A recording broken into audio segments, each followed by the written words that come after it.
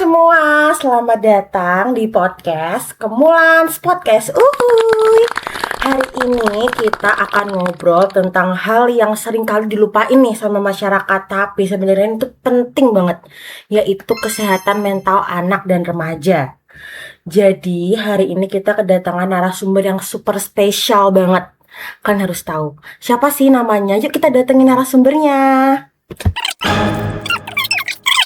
Hai. Hari ini kita kedatangan Kak siapa? Kak Suci. Kak Suci, seseorang yang pernah mengalami masa sulit saat remaja karena tekanan sosial, entah itu keluarga, akademik, atau mungkin pertemanan. Sekarang Kak Suci ini akan membagikan pengalaman dan tips untuk menjaga kesehatan mental bagi kalangan pemuda. Oke, jadi langsung aja ya kita ngobrol-ngobrol sama Kak Suci. Jadi aku ada beberapa pertanyaan nih buat Kak Suci. Yang pertama itu, aku tuh mau tanya, Kak Suci itu tahu apa sih tentang kesehatan mental? Oke, jadi izin menjawab ya guys. Kalau aku pribadi sih, menurut aku kesehatan mental itu tuh lagi marak banget kan dibicarakan di zaman yang sekarang. Apalagi Gen Z ini kan dengan perkembangan teknologi pastinya lebih tahu nih dan lebih gampang untuk cari tahu tentang kesehatan mental. Jadi kesehatan mental itu lebih ke kondisi kejiwaan seseorang, dimana seseorang ini tuh kira-kira ngalamin kesedihan yang berlebihan atau emosi yang berlebihan atau suatu perasaan lain deh yang itu tuh secara harfiah atau umum itu tuh menurut kita tuh berlebihan atau enggak pada umumnya, jadi kayak gampang marah, gampang sedih. Nah, kesehatan mental itu menurut aku kayak gitu sih sebenarnya. Oh gitu, aku setuju banget ya teman-teman sama jawabannya Kak Suci. Kalau menurut Kak Suci ini tuh menjaga kesehatan mental itu penting gak sih Kak di semua kalangan, nggak cuma anak sama remaja? Penting banget, karena sebenarnya kesehatan mental itu menurut aku sendiri berawal dari orang tua. Orang tua yang punya kesehatan mental otomatis akan memberikan parenting yang baik dan bisa berbuat hal baik untuk anaknya. Nah, itu mempengaruhi si kesehatan mental si anaknya kan pasti. Ketika kesehatan mental anaknya baik, otomatis sikap dia di lingkungan luar atau lingkungan sosialnya dalam bersosialisasi pasti akan jauh lebih baik dibandingkan anak yang punya mungkin gangguan mental atau keadaan mental yang kurang baik. Baik, oke. Keren banget ya guys jawaban dari Kak Suci ini. Oke, setelah Kak Suci ini memaparkan ya yang diketahui tentang kesehatan mental ini tuh, boleh nggak sih Kak cerita sedikit tentang pengalaman pribadi Kak Suci ini menghadapi masalah yang berkaitan sama kesehatan mental di kehidupannya Kak Suci sendiri? Oke guys, jadi izinkan aku bercerita. Oke. Kalau aku sendiri sih pengalaman, aku kan kebetulan ini umur 19 tahun. Selama 19 tahun ini aku mulai ngerasa punya kelainan atau gangguan mental atau masalah mental itu dari aku kelas 1 SMP sebenarnya. Yang akhirnya berlanjut sampai sekarang, dan kemarin kebetulan akhirnya aku punya kesempatan untuk konsultasi ke psikolog. Walaupun belum secara langsung, tapi aku coba untuk cari tahu nih kira-kira kenapa secara online. Aku coba di salah satu aplikasi dan ternyata dugaan aku selama ini dan teman-temanku ini benar. Aku didiagnosis punya gejala depresi sama permasalahan emosi lainnya.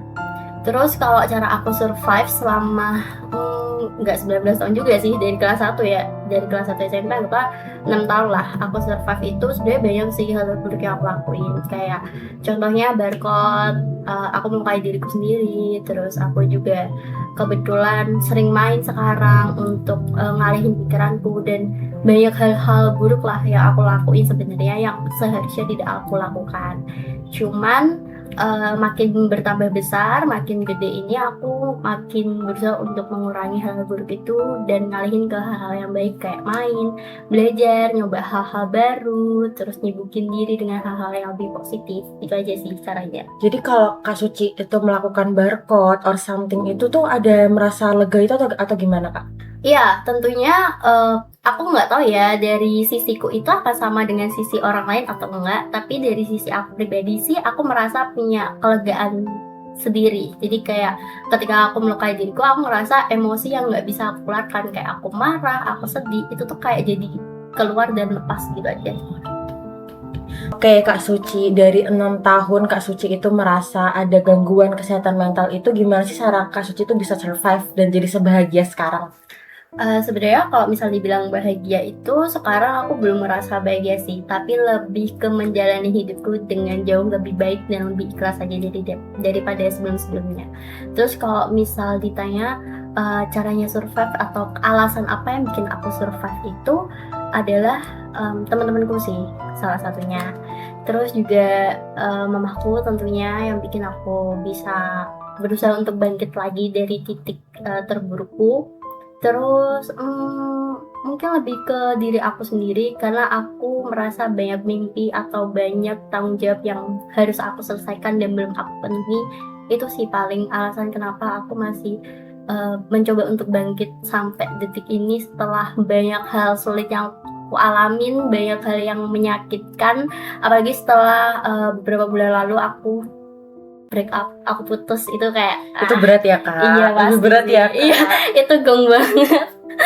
Gak apa-apa, sengaja sekarang udah lebih ikhlas, Betul. ada alasan buat bangkit dan Hmm. bahagia. Betul. Kalau dari masalah yang Kak Suci alami selama 6 tahun ini, apa sih Kak pelajaran yang bisa diambil untuk jadi pelajaran buat remaja lain, buat anak-anak lain, termasuk mungkin buat aku juga, ada nggak sih pelajarannya? Kalau pelajaran sih menurut aku lebih ke ikhlas aja guys. Aku bilang gini bukan berarti aku udah ada di kelas. Aku belum mengikhlaskan banyak hal yang masih aku pertanyakan ke Tuhan sebenarnya. Cuman kalau misal kalian emang lagi di titik terendah kalian, coba untuk sharing sama teman kalian, terus coba untuk melakukan hal positif lah yang itu menghibur kalian, entah main, entah nonton film dan lain sebagainya. Karena menurutku ketika kalian sibuk dengan hal-hal positif, kalian nggak akan ngelakuin hal negatif. Dan aku tahu itu pasti susah di saat kalian ada di titik terendah. Pikiran kalian tuh hanya gimana caranya aku nyelesain ini semua. Tapi yang jelas guys, jangan sampai kalian sekali itu ngambil keputusan untuk nyelesain hidup kalian. Jadi lebihlah berusaha untuk menyelesaikan masalah kalian sampai kalian berakhir sendiri gitu loh, karena Tuhan yang emang mau ngambil kalian, jangan kalian memutuskan untuk mengambil diri kalian sendiri. Setuju banget, aku benar setuju banget. Jangan sampai kalian itu menyelesaikan hidup kalian sebelum Tuhan itu menyelesaikan hidup kalian. Bener banget. Kalau lingkungan, kan tadi kan kakak kan bilang kalau temen itu kan berpengaruh banget ya, bisa membantu kakak dalam pemulihan dari masalah-masalah yang kakak alami. Kalau keluarga dan sekolah itu berperan juga nggak sih kak untuk kehidupan permasalahan kakak ini? Sebenarnya kalau untuk permasalahan pribadi itu yang paling berperan sebenarnya lebih ke teman-temanku aja sih. Kalau misal keluarga, aku mungkin nggak bisa cerita lebih banyak ya, karena podcastnya akan jadi panjang sekali kalau misalnya aku Jadi di cerita. talk ya, bukan Iya. podcast. Jadi lebih ke teman sih sebenarnya yang berperan banyak untuk hidupku. Maksudnya dalam pemulihan mentalku ya, bukan keluarga. Terus kalau sekolah mungkin ada sih satu guru BK kebetulan Nah, banget. bagus banget nih. Itu Best. ini bisa jadi contoh ya mungkin untuk calon guru BK lainnya atau mungkin yang udah jadi guru BK untuk lebih peduli dan lebih mengamati nih kondisi dari murid-murid kalian. Karena itu sangat membantu guys. Aku merasa kayak oh, ternyata masih ada yang peduli sama aku ya gitu. Berarti guru BK di sekolah Kak Suci ini tuh best banget. Iya, Tidak menyalahkan program BK yang sesungguhnya. betul.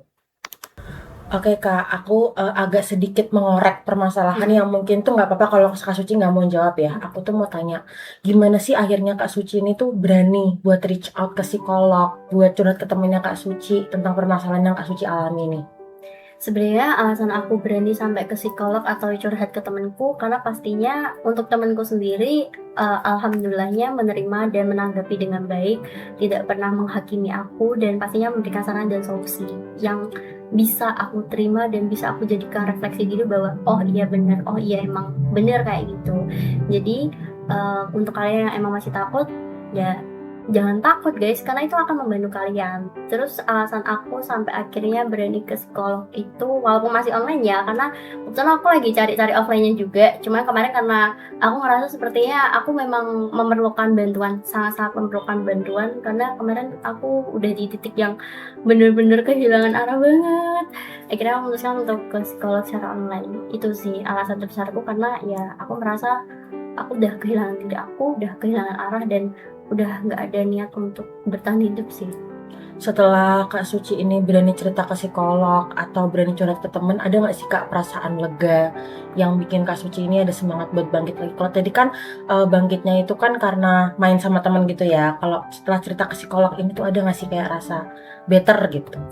Pastinya ada guys, kalian akan merasa terbantu karena kalian jadi tidak mempertanyakan aku nih kenapa ya sebenarnya ada apa ya kok sampai aku merasa mungkin aku nggak jadi gampang marah atau apa, karena pikiran-pikiran seperti itu tuh akan menambah beban mental kalian akan lebih stres, lebih banyak berpikir. Nah itu akan memperburuk kondisi mental kalian, jadi itu sangat membantu aku mengenali diriku. Aku juga jadi lebih gampang untuk cari solusi, kira-kira aku harus ngapain, kira-kira aku harus gimana. Terus ketika aku cerita ke temenku, aku rasa jauh lebih baik karena aku merasa oh ternyata masih ada yang sayang sama aku, masih ada yang pengen aku hidup, aku masih berguna untuk teman-temanku gitu Pasti guys. dong ya, pasti. Orang itu kan hidup itu pasti ada gunanya buat orang lain ya Betul. Kak. Terus nih, Kak Suci ini pernah nggak sih dapet stigma negatif gitu dari orang walaupun di era yang kayak gini nih, udah maju gini tapi tetap pernah dapet nggak sih stigma gitu? Pastinya pernah guys, ada beberapa orang yang ya jatuhnya menghakimi aku, menganggap aku ini drama, aku ini berlebihan, aku ini apa ya, hanya cari-cari perhatian. Dan bahkan parahnya memang adalah di suatu kejadian memang orang ini tuh melakukan pembulian di tahap sampai mempublikasikan permasalahan yang aku punya. Jadi kalau kalian bilang aku takut dihakimi, aku takut dijudge dan lain sebagainya, tidak usah takut karena aku pun pernah mengalami itu. Dan aku bisa jamin guys, orang yang mendukung kalian tuh akan lebih banyak dibandingkan yang Bener. menghakimi kalian. Jahat ya Kak orang zaman sekarang itu. Kalau tanggapan Kak Suci itu gimana setelah dibully kayak gitu atau dianggap drama gitu, tanggapannya gimana Kak? Ketika aku diperlakukan jahat sama orang lain, otomatis aku akan mencari sebenarnya alasan orang lain tuh melakukan hal itu apa. Karena ketika orang jahat ke kita tuh sebenarnya ada alasan guys, kemungkinan entah karena mungkin dia tidak bisa melampiaskan emosi di rumah, akhirnya dia melampiaskan di luar, yang akhirnya kita ngeliatnya dia nih jahat nih, atau itu bentuk balas dendamnya dia, atau lain sebagainya lah. Jadi aku lebih ke introspeksi, kenapa aku digitukan. Mungkin pada saat itu aku menganggap dia ini orang yang bisa aku percaya, tapi ternyata enggak. Nah itu bisa jadi pelajaran juga, aku jadi lebih bisa memilih kira-kira siapa ya yang bisa aku percaya, siapa ya yang bisa aku ajak sharing tentang ceritaku. Karena sebenarnya ini pisau dua arah nih, bisa jadi hal baik ke kalian, bisa jadi hal buruk juga. Jadi lebih ke hati-hati aja, jangan sampai dengan kalian cerita ke teman kalian, cerita ke orang lain itu malah akan memperburuk kondisi kalian. Jadi tetap harus ceritanya sama orang yang kita tuh udah pasti kayak ini bestie aku Iya, banget nih gitu ya betul, Kak. betul banget. Oke Kak Suci, selanjutnya nih, kan aku tuh banyak ya denger orang-orang tuh remaja Gen Z gitu tuh yang kayak nggak berani buat cerita ke psikolog, cerita ke guru BK-nya gitu karena tuh mereka tuh takut akan stigma sosial yang beredar di masyarakat. Kakak ini ada pesan gak sih buat orang-orang yang mereka tuh ngerasa nih kayak ada gangguan tapi tuh mereka nggak berani bicara ke orang gitu? Ada pesannya Kak? Kalau aku pribadi sih, kalau bisa atau boleh berpesan ke kalian, menurut aku jangan pernah malu untuk mengakui bahwa memang kalian punya permasalahan atau gangguan mental. Karena ketika kalian malu, kalian akan makin tertekan, dan itu adalah salah satu faktor terbesar kenapa orang memutuskan untuk bunuh diri. Karena dia ngerasa aku nih ternyata bermasalah ya, aku nih ternyata berpenyakit ya, aku nih ternyata banyaklah hal-hal buruk lain. Jadi menurut aku jangan pernah malu, karena itu bukan suatu aib, itu bukan suatu kesalahan, itu bukan suatu kejahatan yang harus kalian bikin untuk diri kalian tuh malu ketika kalian mengakui itu. Karena guys, ini zaman tuh udah modern banget. Pastinya memang ada orang-orang jahat yang akan berpikir buruk tentang kesehatan mental atau menjudge kalian. Tapi aku yakin banget kita ini Gen Z, gen-gen baru yang muncul ini pastinya punya kecerdasan yang lebih tinggi, punya kepintaran, punya empati dan simpati terhadap sesama. Jadi aku yakin banget orang yang ngejudge kalian sama orang yang akan mendukung kalian tuh akan lebih banyak orang yang mendukung kalian. Jadi jangan pernah kalian merasa malu atau takut untuk speak up, untuk bersuara, untuk bercerita, karena aku yakin itu akan membantu kalian dalam pemulihan mental yang kalian. Apalagi sekarang kan gampang ya Kak akses buat cerita ke psikolog bisa lewat aplikasi Betul. online kayak Kak Suci ini gitu. Betul, guys. Terus ada nggak sih Kak harapan buat masyarakat itu yang sering mencurahkan stigma negatif terhadap kesehatan mental? Ada nggak sih Kak harapan yang buat mereka yang seperti itu? Menurut aku, untuk kalian yang emang sering banget menilai orang buruk karena merasa ini orang caper banget atau apa, atau mungkin Ada juga Kak yang kayak gangguan mental itu tuh kerasukan atau kayak apa sih kesurupan gitu-gitu deh. di zaman yang udah modern ini, teknologi semakin maju, kalian harus lebih terbuka secara pikiran dan hati ya, karena kesehatan mental dan kesurupan itu beda. Jangan kalian samakan. Kesehatan itu lebih ke medis, kesurupan itu lebih ke spiritual. Jadi jangan kalian samakan, jangan kalian sama artikan, karena itu satu yang berbeda. Dan untuk yang masih sering ngejudge orang lain ketika mereka lagi up tentang permasalahannya dia, ketika dia lagi speak up tentang masalah yang dia alami, menurut aku cepat berubah, karena menurut aku hidup itu berbalik guys. Ketika kalian melakukan kejahatan ke orang lain, di kemudian hari entah kalian, entah anak kalian, entah keluarga kalian atau siapapun di sekitar kalian, orang terdekat kalian itu juga akan merasakan hal jahat yang kalian lakukan. Jadi tolong, kalau kalian tidak bisa menjadi alasan orang lain untuk hidup, jangan sampai kalian menjadi alasan orang lain untuk mengakhiri hidup. Bener banget, setuju banget. Nggak nyangka banget kita udah 10 menit lebih ya Kak Suci ngobrol-ngobrol di sini. Betul. Buat sebelum kita menutup podcast Kemulans ini, boleh nggak sih Kak Suci kasih kata-kata hari ini biar seru? Aku bakal kasih 2 kata-kata sih. Boleh lah banget, ya, boleh banget. Yang pertama untuk sesama ini atau untuk ya sesama kita lah, sebagai remaja, sebagai orang dewasa yang mungkin kita semua pasti masing-masing punya masalah dan lagi berusaha survive nih, berusaha bangkit dari masalah ataupun sesuatu yang kita alamin. Pesan aku cuma lebih belajar untuk ikhlas dan berlapang dada dalam menjalani hidup kalian, karena menurut aku dengan kalian ikhlas dan berlapang dada, kalian akan lebih mudah, lebih ringan menjalani hidup kalian.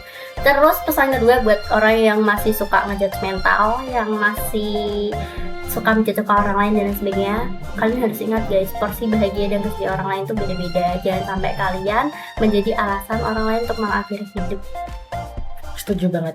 Tepuk tangan dulu dong.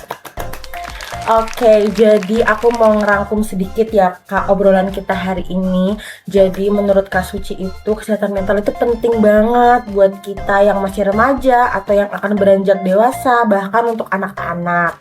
Terus kita itu kalau misalkan kita ada merasa ada mental kita yang agak terganggu, kita nggak boleh takut buat kita reach out ke psikolog atau mungkin ke psikiater, atau mungkin kalau misalkan kita masih agak-agak takut kita bisa ke teman kita dulu. Tapi kalau misalkan udah kayak ngerasa udah stres banget nih, jangan takut buat ke psikolog ya Kak. Betul banget. Oke, udah di ujung acara. Aku mau bilang makasih banget ke Kak Suci ya, yang udah mau datang ke podcast Kemulans ini. Oke, bye-bye teman-teman. Bye guys, semangat.